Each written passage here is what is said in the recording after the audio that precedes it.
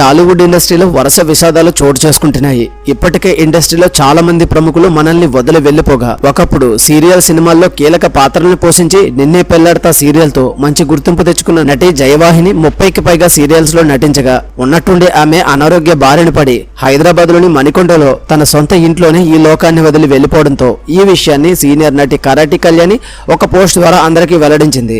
అయినా సరే ఆమె సీరియల్ ఫ్యాన్స్ తప్ప ఇండస్ట్రీలో ఎవరూ స్పందించకపోవడం, తన ట్రీట్మెంట్ కోసం సహాయం అడిగినా ఎవరూ చేయకపోవడంతో ఇప్పుడు ఈ వార్తలు వైరల్ గా మారాయి.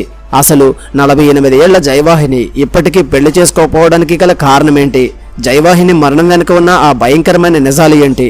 ఆ ఒక్క తప్పుతోనే ప్రాణాల మీదకు తెచ్చుకుందా? ఇండస్ట్రీ వారు ఎందుకు ఈ విషయంపై స్పందించట్లేదు?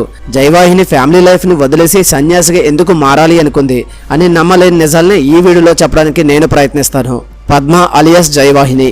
ఈమె 1978 అక్టోబర్ 11న ఆంధ్రప్రదేశ్లోని విజయనగరంలో ఒక మధ్యతరగతి కుటుంబంలో జన్మించింది. తండ్రి కేవీఎస్ రాజు, తల్లి విజయలక్ష్మి. ఈమెకి శారద అని ఒక చెల్లెలు కూడా ఉంది. ఇక జయవాహిని తండ్రి విజయనగరం జిల్లా పరిషత్లో సూపరింటెండెంట్ గా పనిచేస్తే తల్లి హౌస్ వైఫ్ గా ఉండేది. అలా తండ్రికి ఉద్యోగరీత్యా తరచూ ట్రాన్స్ఫర్స్ అవుతూ ఉండడంతో పిల్లల చదువులు పాడవకూడదని జయవాహినిని ఆమె చెల్లెల్ని తమ అమ్మ దగ్గర ఉంచి చదివించేవారు. ఇక జయవాహిని తన స్కూలింగ్ ని మేధాలో ప్రాథమిక పాఠశాలలో చదివింది. చదువుల్లో చురుగ్గా ఉన్న జయవాహిని తన స్కూలింగ్ ని విజయనగరంలో సెయింట్స్ హై స్కూల్లో 10th వరకు చదవగా ఆ సమయంలో స్కూల్లో ఆర్గనైజ్ చేసే నాటకాలు, డాన్స్, కల్చరల్ యాక్టివిటీస్ లో పార్టిసిపేట్ చేస్తూ ప్రైజెస్ ని గెలవడంతో తనకి మంచి అప్రిషియేషన్ దొరికేది. అంతేకాకుండా ఈమె తండ్రి వారానికి ఒకసారి ఫ్యామిలీని సినిమాలకు చూపించేందుకు థియేటర్కి తీసుకువెళ్ళగా సినిమాల్లో నటించే నటీనటులకు దొరికే ఆదరణ చూసిన జయవాహినికి సినిమాల్లో యాక్ట్ చేయాలని ఆశ ఏర్పడింది. ఇక అదే సమయంలో తను చేసిన ఝాన్సీ లక్ష్మీబాయి నాటకంలో 15 నిమిషాల పాటు ఏకపాత్ర అభినయం చేసి తన నటనకి జిల్లా స్థాయి ప్రైజెస్ ని అందుకోవడంతో తనకి యాక్టింగ్ పై మరింత ఇంట్రెస్ట్ పెరిగి తన తండ్రి మీద ఉన్న భయంతో ఎవరికీ చెప్పకుండా సీక్రెట్ గా ఉంచేది. ఇక అలా ఎప్పుడైతే జయవాహిని విజయనగరంలోని మహారాజా కాలేజీలో తన ఇంటర్ కోసం జాయిన్ అయ్యి సినిమా హీరోయిన్ల జీన్స్, టీషర్ట్స్ వేసుకుని హెయిర్ స్టైల్ ని కట్ చేసుకుని స్టైలిష్ గా వెళ్లేదో ఆమె స్టైల్ అందాన్ని చూసి తన ఫ్రెండ్స్ అందరూ నువ్వు సినిమాల్లోకి వెళితే స్టార్ హీరోయిన్ అవుతావని చెప్పగా జయవాహిని ఆలోచనలో పడింది. దీంతో ఏదైతే అది అవ్వనివ్వు అని జయవాహిని ధైర్యం చేసి తన సినిమాల్లోకి వెళ్లాలనుకుంటున్నట్లు తన తండ్రికి చెప్పగా అందుకు అతను మనలాంటి వారికి సినిమా ఇండస్ట్రీ సెట్ కాదని, అక్కడ ఆడపిల్లలకి సేఫ్ కాదని, అలాంటి ఆలోచనలు వదిలేసి బుద్ధిగా చదువుకోమని చెప్పగా జయవాహినికి మాత్రం చదువుపై ఇంట్రెస్ట్ లేక ఎలాగైనా సినిమాల్లోకి వెళ్లాలని పట్టుబట్టుకుని కూర్చుని 6 నెలలు తరచూ అడుగుతూ ఉండడంతో తనకి వేరే దారి లేక ఆమె తండ్రి కొన్ని కండిషన్స్ పెట్టి ఇండస్ట్రీకి వెళ్లేందుకు ఒప్పుకున్నారు. దీంతో ఇండస్ట్రీకి ఎలా వెళ్లాలో, ఎవరిని అప్రోచ్ అవ్వాలో తెలియక జయవాహిని అప్పట్లో న్యూస్ పేపర్స్ ను, మ్యాగజైన్స్ లో కొత్త నటీనటులు కావాలని యాడ్స్ రావడం చూసి స్నేహితుల సలహా మేరకు యాడ్స్ ఇచ్చిన ఆఫీసుల అడ్రస్లకి తన ఫొటోస్ ను పంపించడం జరిగింది. అలా 3 నెలల పాటు కంటిన్యూగా చాలా ఆఫీసులకి పంపించిన ఎవరి నుండి రిప్లై రాకపోవడంతో తన ఆశ నెరవేరదు అనుకుంది.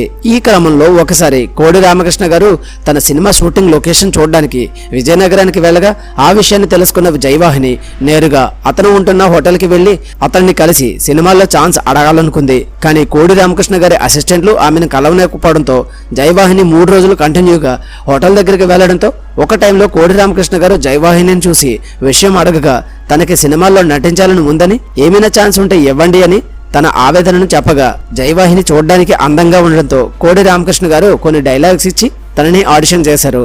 కానీ యాక్టింగ్ లో ఎటువంటి ఎక్స్పీరియన్స్ లేని జయవాహిని తడబడడంతో ఆమె ఫ్యాషన్ ని గమనించిన కోడి రామకృష్ణ గారు మద్రాసులోని తన ఆఫీస్కి రమ్మని అక్కడ నీకు సినిమాల్లో అవకాశం ఇస్తానని చెప్పి వెళ్లిపోవడంతో జయవాహిని ఆనందానికి అవధులు లేకుండా పోయాయి. ఇక ఇదే విషయం తల్లిదండ్రులకు చెప్పగా జయవాహిని తండ్రి తనతో పాటు మద్రాసుకు వెళ్ళగా అక్కడ కోడి రామకృష్ణ గారు ఆమె ఫోటో షూట్ చేశారు. అలా తన లుక్ సేమ్ హాలీవుడ్ హీరోయిన్ మడోనాలా ఉన్నాయని చెప్పి అప్పటి వరకు పద్మగా ఉన్న తన పేరుని జయవాహినిగా మార్చడం జరిగింది.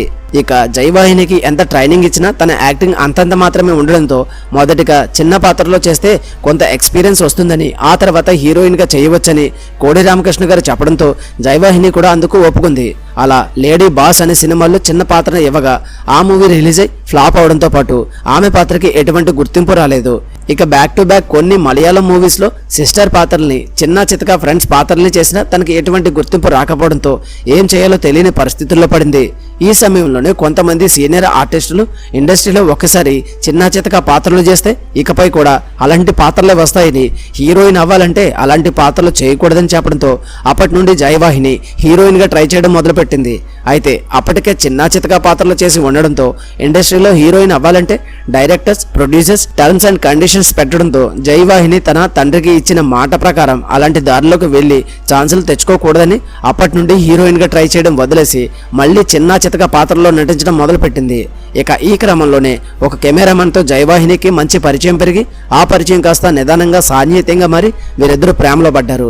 అలా ఆమె కెమెరామెన్ సహాయంతో కొన్ని మూవీస్ లో చేసిన ఎటువంటి ప్రయోజనం లేకపోవడంతో జయవాహిని తల్లిదండ్రులు ఇండస్ట్రీ మనలాంటి వారికి కాదని దయచేసి ఇంటికి వచ్చేయమనగా జయవాహిని మాత్రం ఆ కెమెరామెన్ నే పెళ్లి చేసుకుని సెటిల్ అవ్వాలనుకుంది.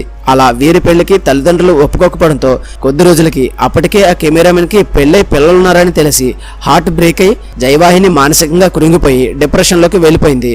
అలా అటు సినిమాల్లో సక్సెస్ అవ్వలేక ఇటు ప్రేమించిన వాడు మోసం చేయడంతో జీవితంపై విరక్తి చెంది ఎప్పటికీ పెళ్లి చేసుకోకూడదు, ఆధ్యాత్మిక మార్గాన్ని ఎంచుకోవాలని డిసైడ్ అయింది. ఇక అలా ఆమె తల్లిదండ్రులు ఎంత నచ్చజెప్పినా పెళ్లి చేసుకోపోగా వారి టార్చర్ ని భరించలేక ఒక స్టేజ్ లో మద్రాసుకి వెళ్లి మళ్ళీ నటించాలని డిసైడ్ అయింది. అలా 2 ఏళ్ల బ్రేక్ తర్వాత ఇండస్ట్రీకి వచ్చిన జయవాహిని సినిమాల్లో ట్రై చేయగా ఆమెకు చిన్న చితక పాత్రలు కూడా రాకపోవడంతో తినడానికి అద్దె కట్టేందుకు కష్టంగా మారి తల్లిదండ్రుల దగ్గర డబ్బు తీసుకునే పరిస్థితి వచ్చింది. ఇక అలా కొన్నాళ్ళు ఇలాగే జరగడంతో ఇండస్ట్రీని వదిలేసి ఏదైనా పని చేసుకోవాలని డిసైడ్ అయింది.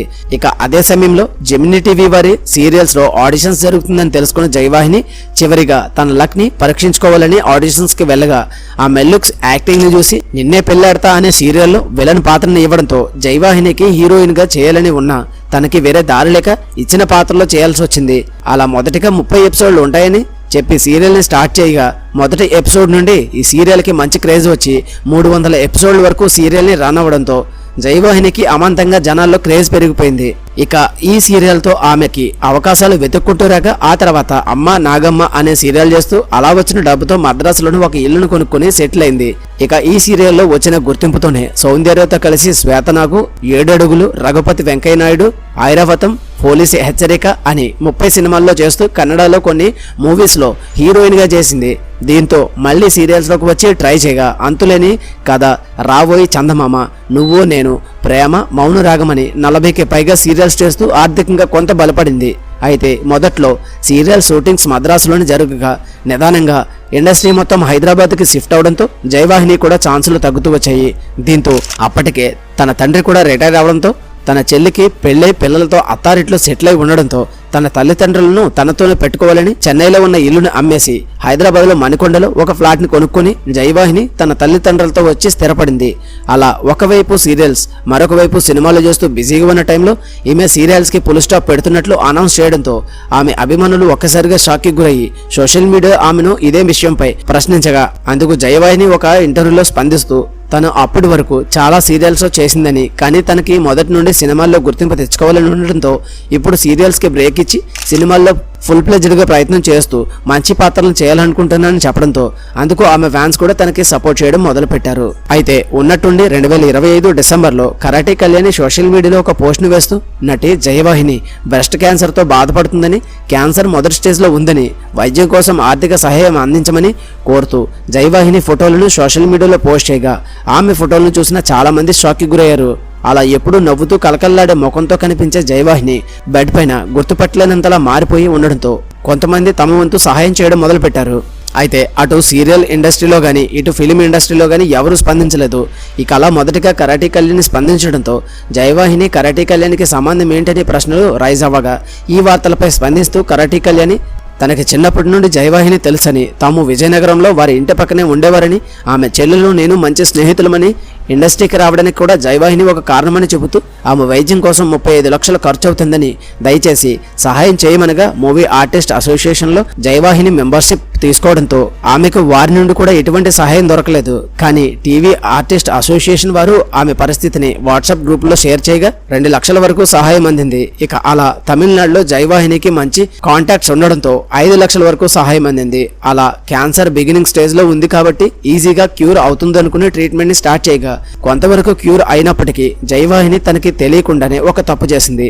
అలా కీమోథెరపీ చేసుకుంటూనే కొంతమంది సలహా మేరకు ఆయుర్వేదిక్ మెడిసిన్స్ వాడడం, ఒక స్టేజ్లో కీమోథెరపీ ట్రీట్మెంట్ పూర్తిగా ఆపేసి ఆయుర్వేదిక్ మందులతోనే నయమవుతుందని లైట్ తీసుకోవడంతో క్యాన్సర్ 2 నెలల్లోనే బాగా ముదిరి బాడీ అంతా స్ప్రెడ్ అవడంతో బ్రెస్ట్ ని తొలగించాల్సిన పరిస్థితి వచ్చింది. అయితే అప్పటికే జయవాహిని పరిస్థితి ఫైనల్ స్టేజ్కి రావడంతో డాక్టర్లు ఇక ఏం చేసినా కష్టమని చేతులెత్తేశారు.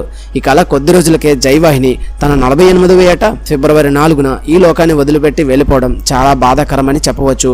ఏదేమైనప్పటికీ ఆ దేవుడు జయవాహిని గారి ఆత్మకు శాంతి చేకూర్చాలని కోరుకుందాం. దేని మీద ఎక్కువ ఆశలు పెంచుకోకూడదు. మనం పోతే మనల్ని నలుగురు మోయాలి, ఇక మనమేం పట్టుకెళ్తాం, ఏదో చేయాలి, ఎంతో కూడబెట్టేయాలి అనే ఆలోచనతో నిరంతరం పరుగులు పెట్టి మనశ్శాంతి ఆరోగ్యం పాడు చేసుకోవడం అనవసరం. మన పని మనం చేస్తే అవే అన్నీ అవుతాయి. గుర్తుపెట్టుకోండి, మనకి ఆరోగ్యం ఉంటే అన్నీ అవే వస్తాయి. ఈ వీడియోకి ఇంతే. ఈ వీడియో కనుక మీకు నచ్చినట్లయితే తప్పకుండా లైక్ చేయండి. అలాగే ఇలాంటి మరిన్ని మంచి వీడియోస్ కోసం ఛానల్ని పక్కనే ఉన్న బెల్ ఐకాన్ ఆల్లో పెట్టుకోండి. మళ్ళీ మరొక మంచి వీడియోతో కలుద్దాం. Until then thank you, bye, జై హింద్.